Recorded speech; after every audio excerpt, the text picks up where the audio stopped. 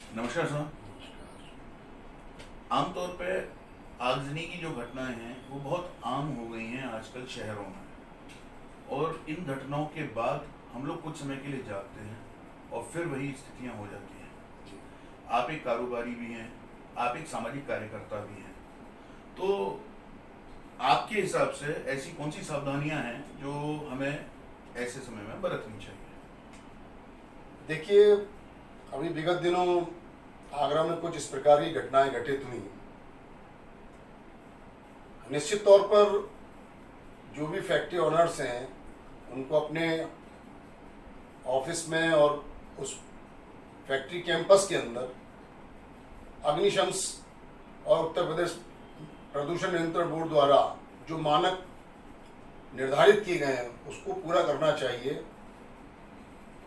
घटनाएं और दुर्घटनाएं कभी भी कहीं भी हो सकती हैं, लेकिन हमारे जो मेजरमेंट हैं उन दुर्घटनाओं को रोकने के लिए उस पर हम कितने सजग हैं। कोई ऐसा प्रशिक्षण भी होता है जो हम अपने स्टाफ को दे सकते हैं? नहीं, अमूमन जितना भी स्टाफ होता है और अलग अलग कैटेगरीज के लोग काम करते हैं। शू फैक्ट्री लाइन के अंदर बॉटम का है, फिटर का है, पेस्टिंग का है, कटिंग का है।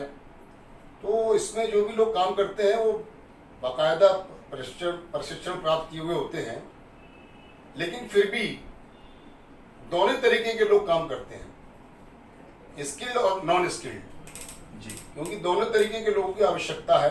ये कुल मिलाकर के जैसे हम लोग जो बात कर रहे थे कि जो हमारे स्टाफ है उसको हम लोग प्रशिक्षण दिलवा सकते हैं। बाकायदा प्रशिक्षण ही स्टाफ होता है और प्रशिक्षण स्टाफ ही इसको अंजाम देता है, लेकिन मैंने बताया ना कि दोनों प्रकार के कर्मचारी काम करते हैं। दोनों तरफ, हाँ, प्रशिक्षित भी होते हैं और नॉन प्रशिक्षित भी होते हैं, क्योंकि काम कई तरीके के होते हैं उसमें। ऐसी किसी भी दुर्घटना के समय में प्राथमिक बचाव के क्या तरीके हो सकते हैं, कुछ वो बताएं। देखिए, प्राथमिक बचाव के तरीकों में तो ये है कि जैसे अग्निशमन की तरफ से जो मापदंड तय किए गए, जैसे उसमें पानी होना चाहिए फैक्ट्री के अंदर, कुछ रेता भी मतलब बाल्टी में होता है वो होना चाहिए, फॉर्म होती है उसकी भी मतलब आवश्यकता पड़ती है जब इस प्रकार की घटनाएं होती हैं। तो ये सब चीज़ें फैक्ट्री के अंदर प्रचुर मात्रा में होनी चाहिए, और जितनी बड़ी फैक्ट्री है उसके हिसाब से, उसकी क्वांटिटी के हिसाब से उनकी व्यवस्थाएं होती हैं। मेरा इसमें एक समीशन ये है कि उत्तर प्रदेश प्रदूषण नियंत्रण बोर्ड और अग्निशमन विभाग समय समय पर इन फैक्ट्रियों में जाकर इंस्पेक्शन जरूर करना चाहिए। जो होता भी रहता है निरंतर, होता तो रहता है, लेकिन निश्चित तौर पर इसमें कहीं ना कहीं शिथिलता आ जाती है, और जिसके दुष्परिणाम हम ऐसी घटनाओं को देखते हैं। तो मेरा अनुरोध तो यही है कि इस प्रकार की घटनाएं भविष्य में ना हो, तो समय समय पर इसका जो है इंस्पेक्शन होता रहना चाहिए, और जितने भी फैक्ट्री ओनर्स हैं उनको उसके लिए सचेत करना चाहिए कि भाई आपके यहाँ किस तरह की व्यवस्था है, उसका एक आकलन हो जाए, तो मैं समझता हूँ कि उससे बहुत राहत मिलेगी।